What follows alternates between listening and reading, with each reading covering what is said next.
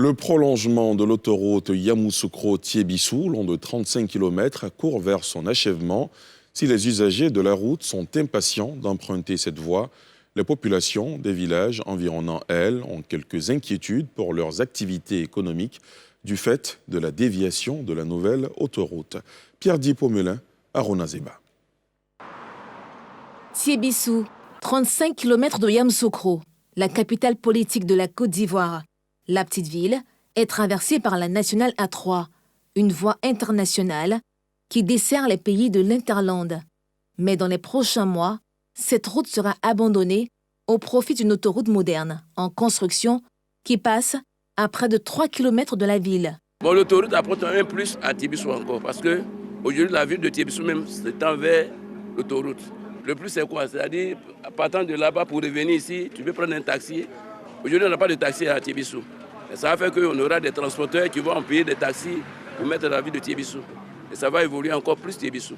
Même là, dans le mois passé, là, nous avons eu plusieurs cas d'accidents ici, surtout avec, nous avons eu le cas d'accident ici avec l'ambulance même au rond-point. Tout ça, c'est pour montrer que la voie que nous avons, c'est une petite voie. Il y a les poids lourds qui passent, les personnels, les piétons. C'est cette petite voie qui est une voie principale. Vraiment, nous attendons beaucoup l'autoroute même. Nous attendons ça patiemment. Cette déviation concerne Bomizambo, Kondeyaokro, Tonzwebo, Lolobo, Sadkiari. Des villages dont une bonne partie de l'économie dépendent du trafic routier.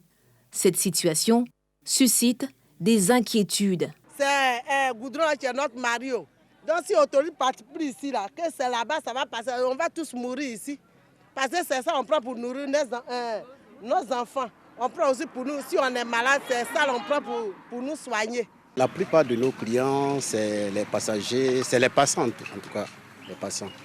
C'est-à-dire la plupart même viennent du sud et des pays voisins, le Burkina, le Mali. Le métier que nous avons est lié à l'autoroute.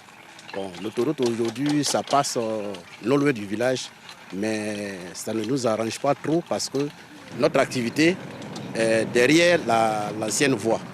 On se pose la question, qu'est-ce qu'il faut faire? Est-ce qu'il va falloir se déplacer vers l'autoroute ou bien il faut rester ici? Est-ce que la voie ne sera pas fermée?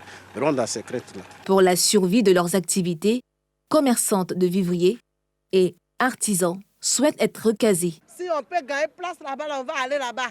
Si on dit qu'il ne faut plus, on va aller là-bas, c'est qu'on ne sait pas où aller.